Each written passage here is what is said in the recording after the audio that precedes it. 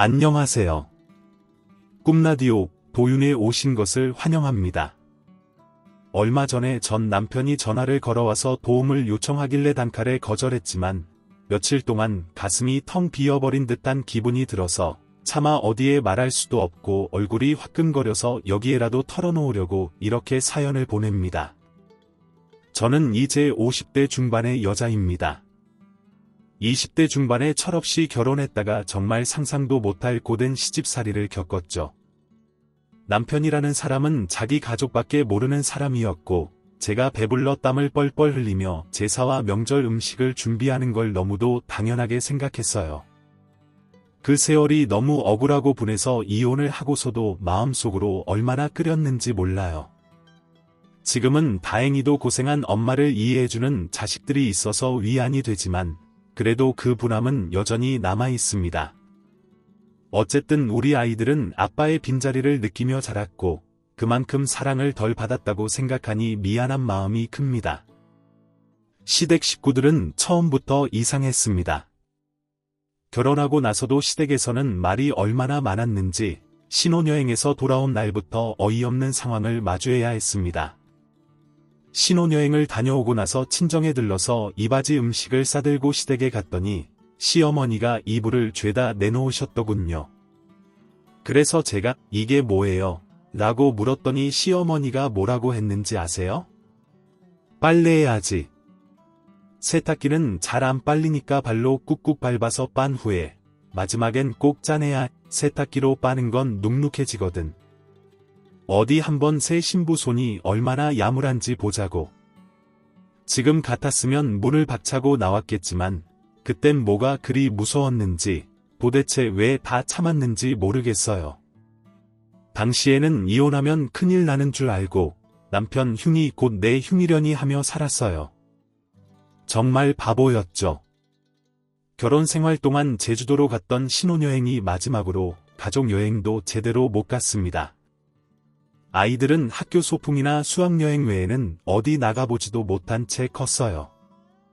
없는 살림에 시댁 식구들까지 건사하느라 여유가 없었거든요.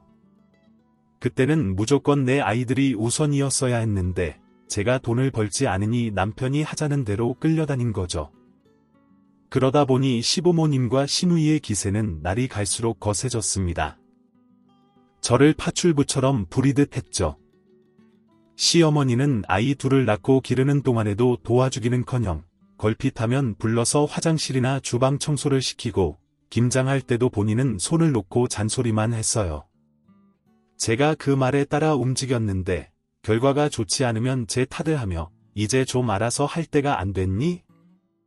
내가 늙어서 오락가락하면 말이야. 아유 이제 이거 어쩌니? 너가 무조건 수습해놔 하면서 빠져나가기 일쑤였습니다. 그러면 시아버지와 남편은 시어머니를 보며 고생이 많으세요 라고 하고요. 시누이는 언니, 여자가 손이 야물어야지. 그게 뭐예요? 진짜 머리가 나쁜 거 아니에요 라며 약을 올리기도 했습니다. 몇 해를 그렇게 반복하다 보니 저도 뭔가를 시작해야겠다는 생각이 들더군요. 이렇게 손 놓고 있다간 이 사람들 파출부 노릇이나 하다가 결국 병들어 죽겠다는 생각이 들더라고요. 어느덧 제 나이도 30대 중반을 훌쩍 넘기고 있었고 미래가 너무도 암담하게 느껴졌습니다. 두세 달에 한 번씩 가계부를 검토하며 제가 돈을 함부로 쓰지 않았는지 철저히 검사하는 시어머니와 그런 시어머니를 응원하는 시누이, 그리고 그 상황을 묵묵히 지켜보면서 아무 말도 하지 않는 남편을 믿고 계속 살 수 있겠나 싶은 생각이 들었어요. 애들 간식 하나 사주는 것도 사치라며 타박을 하던 사람들이 정작 자신들이 챙겨가는 돈은 절대 아끼지 말라는 사람들이었으니까요. 그래서 무작정 컴퓨터 수업에 등록했어요. 컴퓨터만 알면 뭐든 할 수 있을 것 같다는 생각이 들었거든요. 마침 시청에서 무료로 운영하는 프로그램이 있어서 애들 학교 보내놓고 열심히 다니며 배웠습니다. 그 후로는 자격증도 딸 수 있는 대로 다 따서 결국 지금의 회사에 취직하게 되었죠. 회사도 집에서 가깝고 사장님께서 일만 끝내면 언제든 퇴근할 수 있게 해주셨기에 열심히 일했어요. 저는 얼른 퇴근해 아이들 저녁도 챙기고 숙제도 봐줘야 했으니까요. 하지만 가끔 야근이라도 하게 되면 남편은 애들 밥도 챙기지 않고 도끼눈을 하고 앉아서는 제가 들어오자마자 불호령을 내렸습니다. 나이 차이 9살 많은 남편이라 그런지 항상 나이를 앞세워 말하는 편이었어요.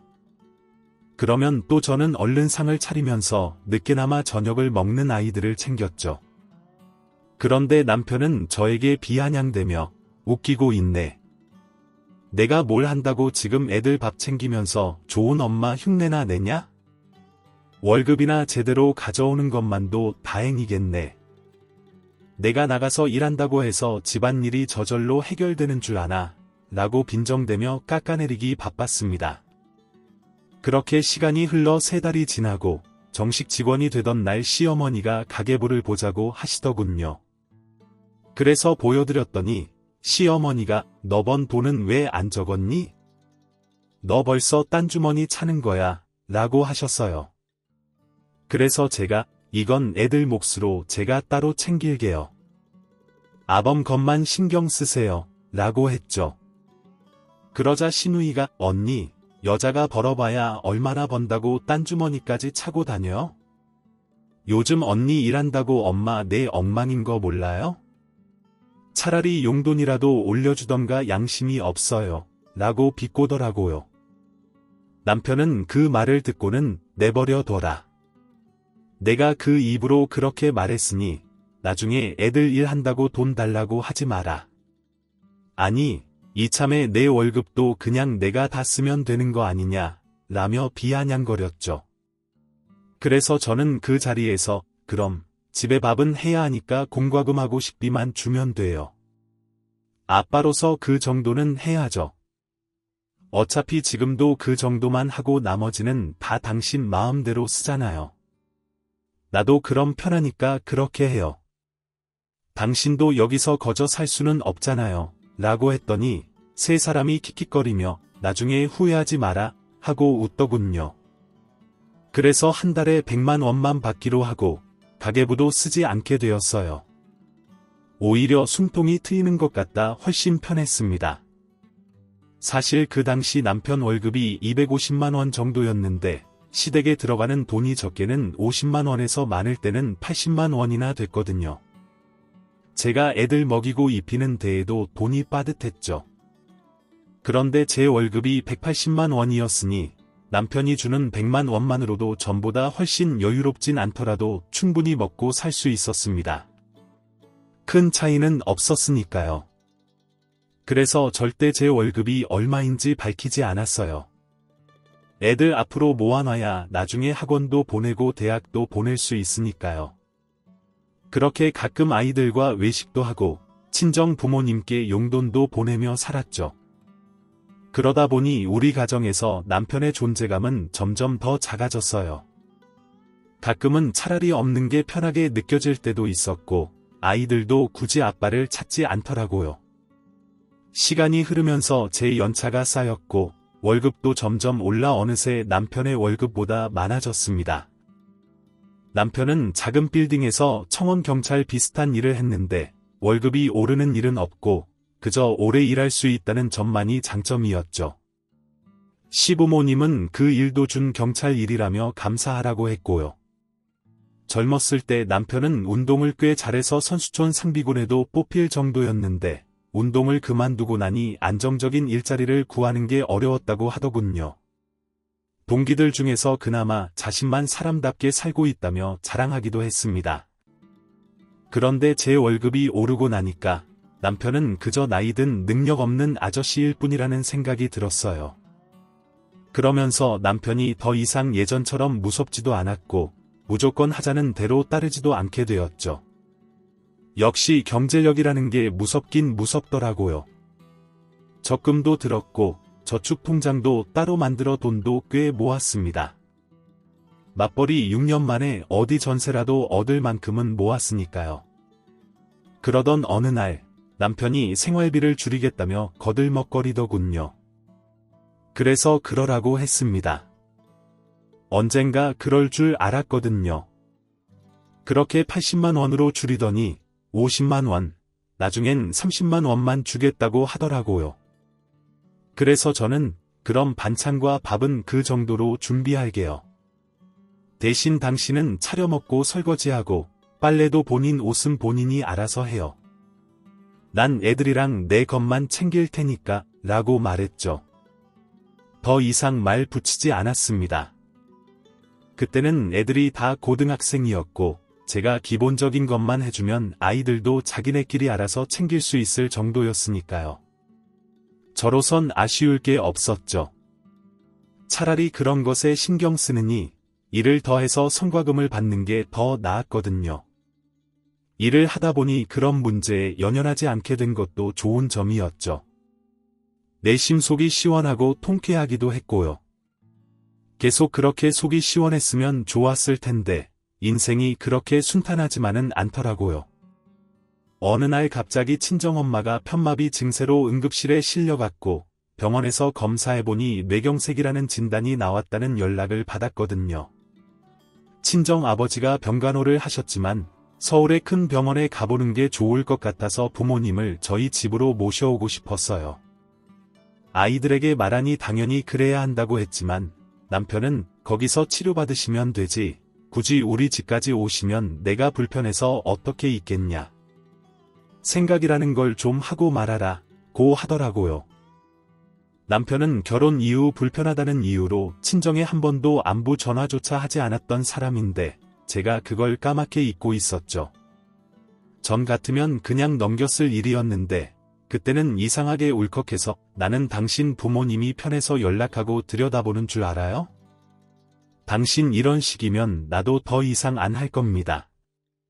명절에도 이제 우리 부모님 보러 갈 거고 우리 부모님만 챙길 거니까 그렇게 알아요. 당신만 부모 있는 줄 알아 라고 말했어요. 그러자 남편은 비아냥거리며 뭘 또 얼마나 했다고 생색내냐? 웃기고 있네. 그래, 그렇게 해. 앞으로 각자 부모만 챙기자고. 내 집에 당신 부모님 출입하게 할 생각도 하지 마 라고 했어요. 그 순간 저는 핸드폰 녹음기를 켜고 여기에 대고 확실하게 말해요. 이제 우리는 각자 부모님만 챙기고 명절에도 각자 집으로 가자고요. 애들도 보고 있으니까 그들은 가고 싶은 쪽을 선택해서 가는 걸로 해요 라고 말했어요. 남편은 당황한 기색이 역력했고 아이들이 보고 있으니 어쩔 수 없었는지 얼른 녹음을 했어요. 저는 그 녹음 파일을 컴퓨터로 옮겨 저장해 뒀습니다. 언젠가는 써먹을 날이 올 거라 생각하며 눈물을 삼키며 조용히 저장해 두었죠. 결국 저는 병원 근처에 작은 방을 구해 엄마를 모셨습니다. 다행히도 첫 치료가 잘 이루어져서 약만 잘 챙겨 먹고 운동을 꾸준히 하면 생활하는데 크게 불편한 점은 없을 거라고 하더라고요. 정말 그 순간 세상의 모든 신들께 감사한 마음뿐이었어요. 하지만 이전과 달리 엄마의 몸은 많이 불편해지셨고 아빠가 더 신경을 쓰기로 했습니다. 아이들은 워낙 외할머니, 외할아버지를 좋아해서 어릴 적 방학마다 일주일씩 다녀오곤 했었는데 고등학생이 되면서는 바빠서 못 가는 게 아쉬웠는지 부모님이 가까이 계시니 더 자주 보러 가더라고요. 엄마도 다 큰 손주 손녀들의 재롱에 많이 웃으시고 몸이 많이 나아진 것 같다며 다시 고향으로 내려가셨습니다. 그런데 부모님이 내려가신 지 얼마 되지 않아 남편이 은근슬쩍 시댁 제사 이야기를 꺼내길래 당신 그때 녹음한 거 잊었어? 당신 집 행사니까 당신이 알아서 해. 난 이제 모르는 일이야 라고 했더니 남편은 그래도 며느리가 제사에는 참석해야지. 그걸 안 한다고? 당신 미쳤어 라고 하더군요. 그래서 저는 왜? 30만 원 주던 생활비도 안 주게? 아니면 내가 이 집에서 나가줄까? 난 그러면 더 좋겠다 라고 했죠. 남편은 참나 간이 배 밖으로 나왔구만. 도대체 뭘 믿고 저러는 거야? 이래서 여자는 밖으로 돌리면 안 된다는 거야. 그 따위로 굴 거면 당장 일 그만둬 라며 화를 냈어요. 저는 내가 왜? 이제 우리 부모님 병원비까지 챙기려면 더 열심히 일해야지. 아니면 당신이 챙길 거야 라고 받아쳤죠. 그러자 남편은 화제를 돌리며 그래서 제사에 갈 거야, 말 거야 라고 묻더라고요. 그래서 저는 안 가. 내가 왜 가? 애들 데리고 당신이나 가. 남자가 한번 뱉은 말은 지켜야지 라고 단호하게 말했어요. 제삿날이 되자 정말 제가 안 갈 줄 몰랐는지 시어머니, 시아버지, 시누이까지 돌아가며 전화가 왔지만 저는 전화를 받지 않았습니다. 제사를 마치고 돌아온 남편은 문을 쾅 닫고 자기 방으로 들어갔어요. 저희 집에서 딸과 저는 안방을 쓰고 아들은 작은 방을, 남편은 중간 방을 사용하고 있었거든요. 함께 돌아온 아이들이 눈치를 보기에 제가 엄마 욕 많이 하던 하고 물었더니 아들이 그래도 전화는 좀 받지 그랬어요 라고 말했어요. 그때 딸이 야, 그 전화를 왜 받아? 엄마 잘했어. 엄마 없어도 다 돌아가더라. 강씨 제사니까 강씨들이 하는 게 맞아. 고모도 전 잘만 붙이더만. 억울하면 할머니도 하지 마시라고 라며 제 편을 들어주더라고요. 그러자 아들이 아니 누가 뭐래 연락도 안 되니까 엄마가 이상한 사람 같잖아. 그래서 받아서 당당하게 이야기하라는 거지 하면서 방으로 들어가더라고요. 아이들까지 제 편이 되어주니 저는 더 당당하게 나가기로 했습니다. 남편은 며칠을 밥도 안 먹고 시댁에서 해결하는 것 같더라고요. 원래도 친구가 없는 편이라 약속이 잘 없거든요. 그 성격을 받아줄 사람이 누가 있나 싶습니다. 그런데도 저는 그러려니 하고 내버려 뒀습니다. 그랬더니 시어머니와 시누이가 찾아왔더라고요. 퇴근하고 아이들과 만나 함께 들어왔더니 남편과 팔짱 끼고 소파에 앉아 눈에 불을 켜고 있더군요. 그래서 오셨어요. 무슨 일이에요? 했더니 얘 너 여기 좀 앉아봐라. 아니 세상 천지에 이런 법은 없다. 남편 알기를 얼마나 우습게 여기고 시댁을 얼마나 모시라 하면 제사에 오지도 않고 연락도 없어. 너 돈 좀 번다고 보이는 게 없니 어디서 배워먹은 버르장머리야 하시면서 소리를 치시더라고요. 어머니 저희 부부 이제 각자 부모님 챙기는 일이랑 집에 가는 거 서로 관여하지 않기로 했어요. 녹음까지 해서 맹세를 했는데 무슨 말씀이세요? 이러시면 저 사람만 곤란해요. 애들도 다 보고 들었는데요. 저는 그동안 한다고 했는데 저 사람은 저희 친정 부모님 아플 때 나 몰라라 하더라고요. 그래서 그냥 애들 아빠로만 생각하고 살기로 했어요라고 했더니 옆에서 시누이가 언니 아니 무슨 장인 장모를 사위가 챙겨. 그거 당연히 안 하지. 나도 딸이지만 우리 신랑한테 그런 거 강요 안 해요. 언니가 무리한 부탁을 해놓고 이게 무슨 경우예요? 하기에 아가씨는 그럼 그렇게 하세요. 어머님 아버님 무슨 일 나시면 아가씨는 나 몰라라 하세요.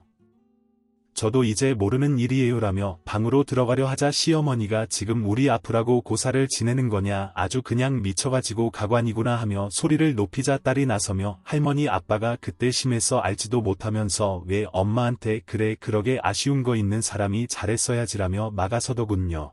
그러자 아들도 지금 이 시간에 시끄럽게 하며 신고 들어와 할머니 그냥 가세요. 제삿날에도 우리가 이야기했는데 왜 와서 이래라며 짜증을 내니 그제야 아이고 손주 새끼들도 다 필요가 없다 하시면서 씩씩하면서 나가더라고요. 남편은 아주 새끼들이 지 엄마만 알고 지 애비 고생하는 건 모르지 하면서 문을 쾅 닫고 들어가더라고요. 애들이 왜 모르나요? 아빠가 돈 가지고 치사스럽게 굴면서 할머니랑 고모랑 애들 구박하던 거 왜 모르겠습니까? 너무 잘하니까 그렇게 한 거죠. 너무 고마워서 눈물이 났는데 억지로 참았습니다.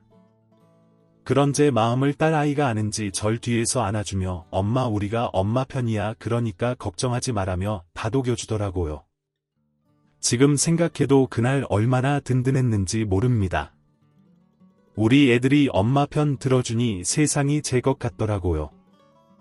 좋았습니다. 좀 샘통이기도 했고요. 그리고 나더니 남편은 한동안 집에 들어오지 않았습니다.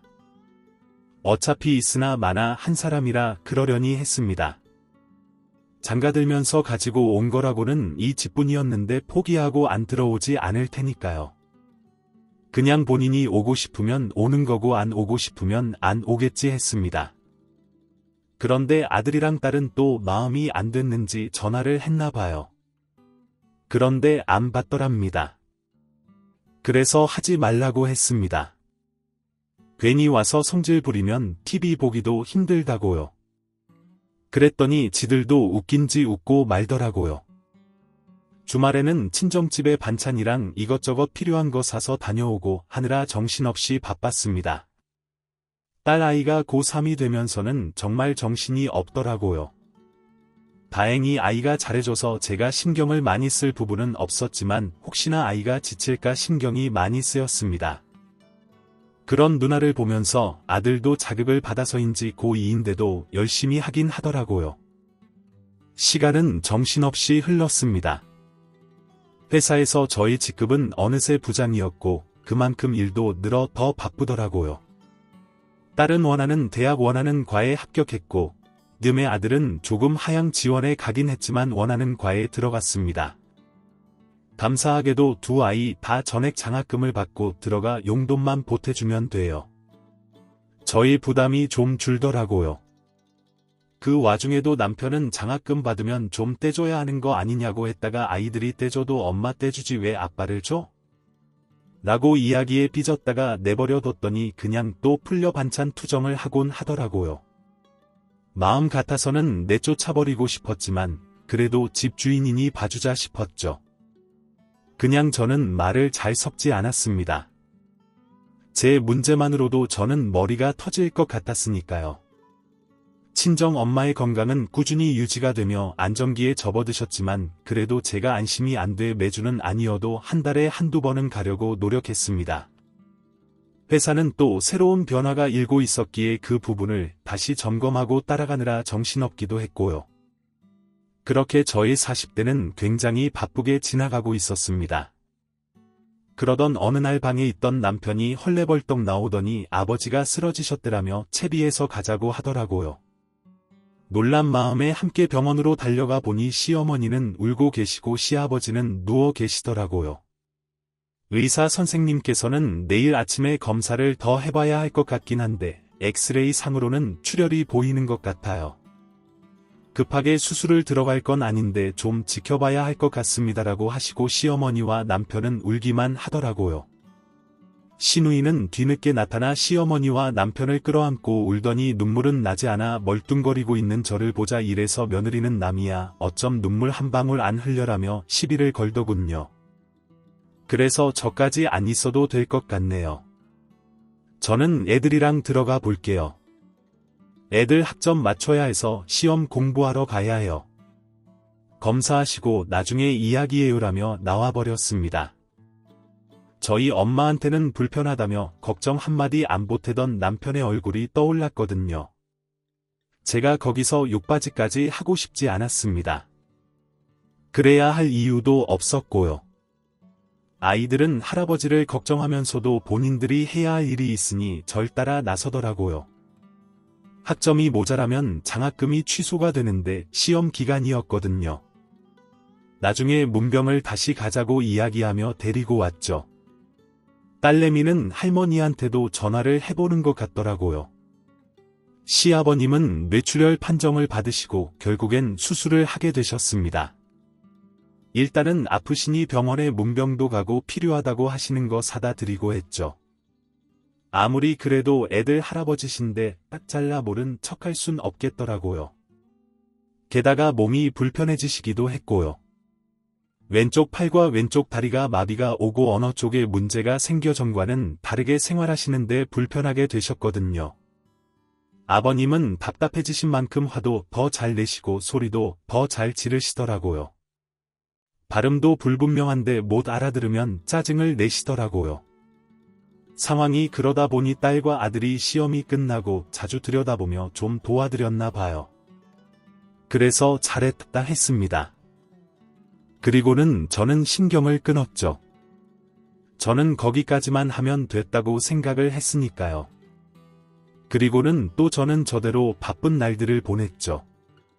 경쟁사가 많아질수록 저희 역할은 더 막중해지고 어려워지면서 바빴으니까요.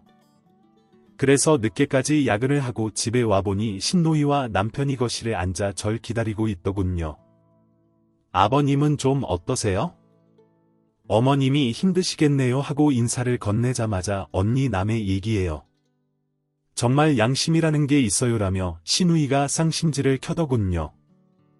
그래서 그럼 제가 뭘 어떻게 해야 할까요? 라고 했더니 남편이 뭘 어떻게 해 당장 일 그만두고 아버지 병수발이나 해. 아버지 집 팔고 이리로 모실 거니까 그런 줄 알고 라기에 그래 그렇게 해. 그럼 난 애들이랑 집 알아볼게. 당신 부모님 당신 집에서 모신다는데 내가 뭐라고 하겠어. 집안 물건들은 내가 산 게 대부분이니까 가지고 간다. 어머님 집에 있는 걸로 가져다 써. 그리고 내가 왜 회사를 그만둬라고 대답했습니다. 그러자 신우이가 아니 그동안 못한 며느리 노릇 좀 하라고요. 시아버지가 아픈데 뭐요? 나가 진짜 어이가 없어서 진짜 그러다 벌 받아요라고 하더군요.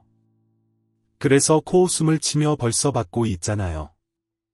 남편이 20년 동안 생활비를 주기를 해요. 부부라고 서로 돕고 아끼기를 해요. 그렇다고 애들 키우는데 적극적이기를 해요. 우리 한 집에 살면서 그냥 동거인으로 산 지 꽤 됐어요.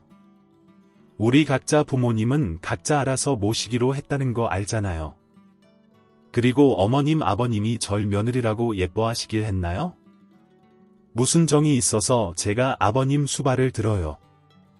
전 구박받고 시달렸던 기억밖에 없어서 같이 있는 거 불편해요라고 했더니 그럴 거면 뭐하러 같이 살아 이혼해 하기에 그래 이혼해.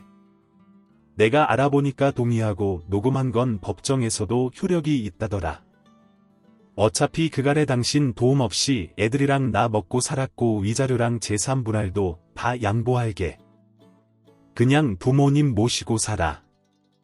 당신이 언제 우리 집 가장인 적 있어? 그냥 합의 이혼으로 간단히 가자.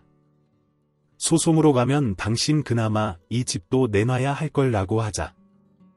신우이가 눈이 뒤집혀 뭐 이런 게 다 있어 며느리가 시아버지 모시라고 그랬다고 이혼을 해 미친 거야 아기야 너는 너희 시댁에 얼마나 자랐는지 몰라도 난 그렇게 못해.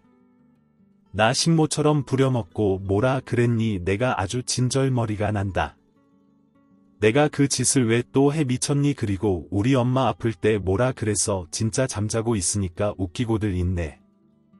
재산 분할까지 해서 이혼하기 전에 입 다물고 나가 내가 증거 자료들이랑 해서 어머님 집으로 보내줄 테니까라고 했더니 남편 눈이 동그래지며 신우를 데리고 나가더라고요. 그날 밤에 늦게 집으로 돌아온 아이들에게 신우이와 남편과 있었던 일을 이야기하면서 이혼을 할 것 같다고 말했더니 두 아이 모두 그렇게 하라고 하더군요. 그래서 미안해. 엄마 아빠가 좋은 부모의 모습을 못 보여서 부끄럽다. 그래도 너희만 괜찮으면 엄마는 너희랑 같이 이사 가고 싶어라고 했더니 아들은 난 엄마랑 갈래 할머니 할아버지랑은 불편해서라고 하고 딸은 여태 우리 먹여 살린 게 엄만데 엄마랑 가야지. 할아버지 할머니는 지금처럼 만나는 게 나을 것 같아. 그리고 혹시나 소송하게 되면 우리가 증언도 할게. 엄마 걱정하지 말라고 해주더라고요. 그리고 남편은 또 집으로 돌아오지 않더라고요. 혹시 몰라 거실 테이블에 이혼 서류를 작성해 올려놓았지만 며칠 동안 그대로였습니다. 그러더니 하루는 술이 잔뜩 취해 와서는 내가 뭘 그렇게 잘못했냐 그래 미안하다. 불편하다고 장인 장모 모른 척해서 그래도 나는 장남이라 우리 부모님 모시는 것도 벅찬데 그럼 어떡하냐 난 뭐 편했는 줄 알아 마누라라고 있으면 좀 이해도 해주고 감싸주고 해야지 뭐 이혼이라며 소리를 치더군요. 그래서 댓글도 안 했습니다. 아이들은 그 앞에 앉아 저희 아빠 이야기를 듣더니 딸아이가 그런데 아빠 우리도 다 기억이 나. 할머니랑 아빠랑 고모가 우리 간식 먹으면 그거 가지고도 화냈던 거. 난 엄마 일 다니는 거 좋았어.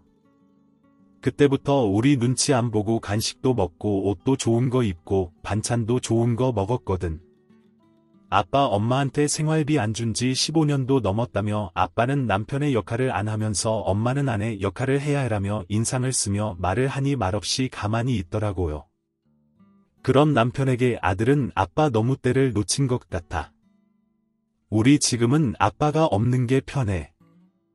다른 집도 그렇대. 근데 다른 점이 뭔 줄 알아? 내 친구들은 그런 아빠가 불쌍하대.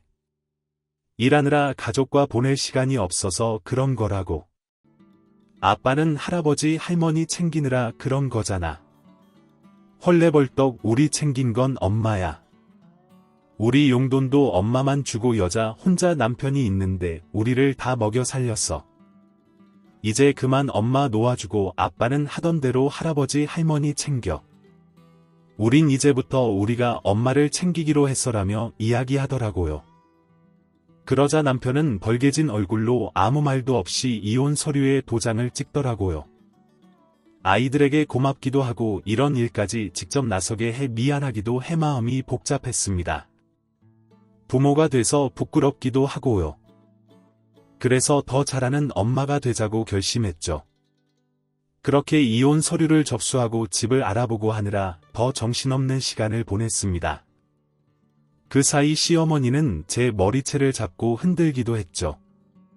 아들이 떼어놓으면서 할머니 이러면 우리도 못 보고 사는 줄 알아라며 이야기하니 아주 애들 세뇌를 어떻게 시켰는지 다 지 엄마 편이야. 아주 나쁜 년이다. 너가라며 악다구니를 쓰며 나가시기도 했고요. 다행히 적당한 집이 있어 이사 날짜를 정하고 나니 시누이가 난리를 피우더라고요.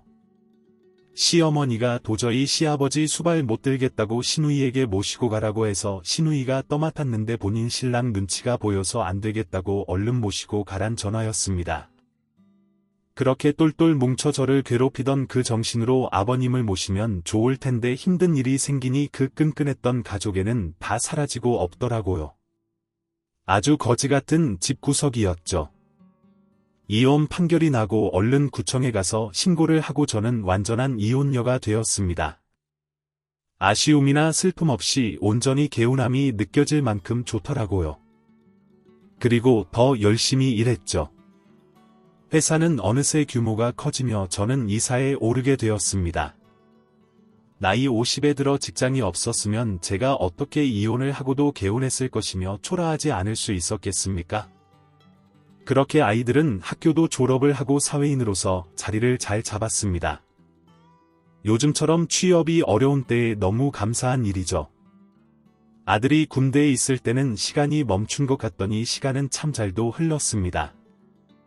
그러다 얼마 전 딸 아이가 상견례를 했으면 하더군요. 그래서 아빠에게도 잘 말씀드리고 약속 잡아봐라 했죠. 그래도 애 아빠인데 그게 도리인 것 같았거든요. 그랬는데 며칠 전에 전 남편에게서 전화가 왔더라고요. 아이 통해서 이야기를 들었다면서 그런데 옷 살 돈 안 보태주면 상견례에 참석은 못할 것 같다면서 결혼식에는 양복해주면 참석은 하게라더군요. 그걸 내가 왜 해주냐며 거절은 했지만 느낌이 오더군요. 이제 나이가 많아 하던 일을 못해 어디 건물 경비로 갔다는 얘기는 들었거든요. 자신의 처지가 부끄러워 그냥은 못 나오는 것 같더라고요. 그래서 뭐 편한 대로 해요. 우리는 그래도 도리는 하려는 거야. 그리고 혹시나 해서 하는 얘기인데 애들한테 돈 얘기하거나 하지 말아요. 해준 것도 없으면서 그 정도 양심은 있어야지 하고 전화를 끊는데 마음속 깊은 데서 올라오는 쾌감이 상당하더라고요. 아이들에게 전해 듣기론 전 시누이도 이혼을 하고는 전 남편 집에 들어와 사는데 전 시어머니와 엄청 돈을 써서 전 남편이 아들에게 힘들다고 했나 봐요. 그래서 아들이 아빠 우리 서로 안 주고 안 받는 거야. 난 아빠처럼 살기 싫어. 나중에 색시한테 미안할 일은 지금부터 안 할 거야. 엄마가 그렇게 고생하는 거 봤는데 내가 그러면 진짜 엄마한테 죄 짓는 거야 하고 왔다고 하더라고요. 아마도 남편은 아이들이 괘씸했겠죠. 그러게 키우면서 좀 자라지 애들이 받은 상처는 생각도 못할 겁니다. 시간이 더 흐르면 혹시나 알까요? 그때 저희 친정엄마를 며칠 동안 머물게 해줬어도 이렇게 됐을까요? 참 뒷일 생각도 못하는 본인의 멍청함을 탓해야지 누굴 탓하나요? 혹시나 이 사연을 듣고 있는 경비 일을 하시는 서씨. 이제 우리는 남이지만 애들은 힘들게 맙시다. 당신이 뿌린 대로 거두는 거니까 너무 억울해하진 말고요. 이렇게 사연을 쓰고 나니 속이 더 시원하네요. 저는 정년퇴직하는 그날까지 더 열심히 일하며 살겠습니다. 이제는 회장님 되신 우리 사장님께 감사하는 마음으로 최선을 다해야죠. 우리 딸 시집 잘 보내고 우리 아들 장가 잘 보낼 때까지 더 힘내서 살아보려고요. 친정 부모님 모시고 고향 내려가 사는 그때를 꿈꾸며 잘 살겠습니다. 긴 사연 들어주셔서 감사합니다. 여러분들 건행하세요. 지금까지 사연 들어주셔서 감사합니다.